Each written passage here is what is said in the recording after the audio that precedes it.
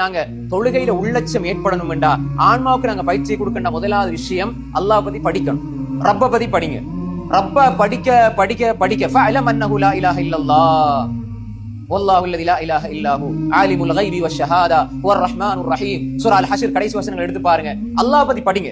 அல்லாஹ் பத்தி படிங்க. அவன் எப்படிப்பட்டவன், அவன் எப்படிப்பட்ட ரப், அவன் எப்படி வல்லமை உள்ளவன், சக்தி உள்ளவன். ரப்ப படிங்க. தொழுகையில உள்ளட்சம் வரும். அது ஆன்மாவுக்கு கொடுக்கிற பயிற்சி. நீங்க தொழுகைக்கு தயாராகி வார நேரம் இப்படி நீங்க இதை படிச்சுட்டு வாங்க. ரப்ப பத்தி படிக்க படிக்க படிக்க மாஷா அல்லாஹ் இன்னி நிறைய வாய்ப்புகள் இருக்குது, வளங்கள் இருக்குது. தவற விட்டுறாங்க சகோதரர்களே. ரப்ப பத்தி படிங்க. நோன்பு முடிஞ்ச உடனே எங்கட எல்லாம் முடிஞ்சது, அமல் முடிஞ்சது, இபாதத் முடிஞ்சு நினைக்காதீங்க. அல்லாஹ் நம்முடைய வாழ்க்கையின் கடைசி மூச்சு வரை அல்லாஹ்வை தொழுறதுக்கு ஒரு பாக்கியத்தை அல்லாஹ் தருவான். அதை போற வெற்றி வேற எதுவுமே கிடையாது சகோதரர்களே.